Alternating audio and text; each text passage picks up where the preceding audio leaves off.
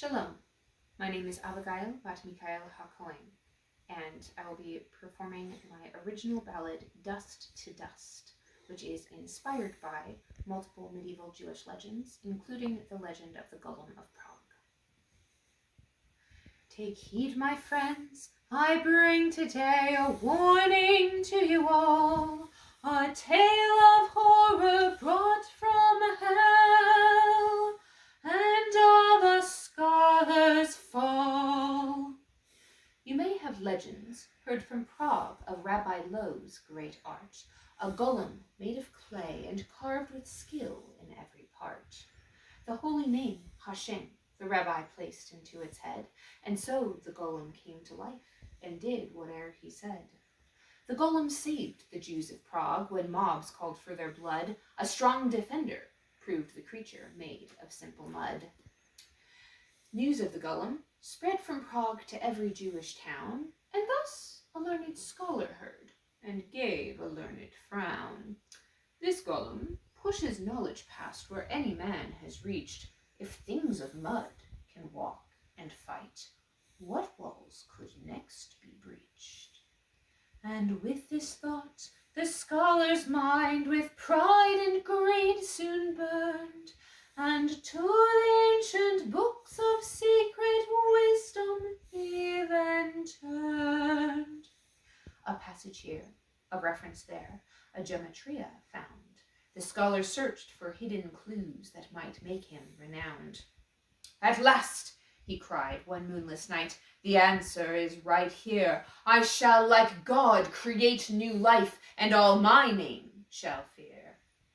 With growing glee, the scholar read of secrets hidden long, how one might take a dead man's limbs and make him hale and strong, if proper words were said with care and proper potions poured. The dead man would come back to life and never fear the sword, for this new creature that would rise immortal now would be, with strength and power far beyond what mortals ever see. But who should have this power? He mused. I would that it were I, but I cannot both raise myself and be the one to die. He raised the question to his wife that night while breaking bread. Who could best use eternal life and power that all would dread? You're looking at her husband, mine, his wife responded fast. I'd be the queen of all the world, what I deserve at last. No, the scholar said with dread. Not you, love of my life. A man should bear this kind of risk, not my beloved wife. A man, you say? His wife screeched back. Do you not love me best? And from then on, the scholar's ears had very little rest. All right, the scholar said at last, your choice be on your head. And so the scheming man and wife made plans to raise the dead.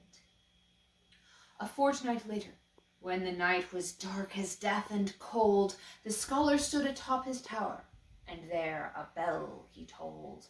And with its ringing, he released a prayer with every breath, until he saw before his eyes God's messenger of death. A single scream rang through the night, and lo, his wife fell dead, just as Egyptian sons of old, for whom no lambs had bled. His grisly work he set upon, and hacked her limb from limb, then placed the parts into a vat until they reached the brim. Into the vat he poured a vial that glowed a silver hue, then stirred it well until it settled and turned vibrant blue.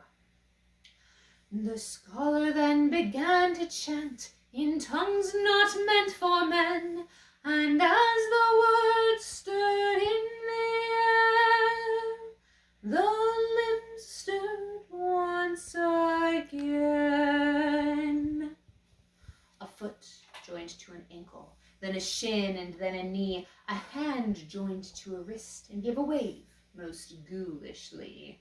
The scholar recoiled from the sight of his necrotic craft.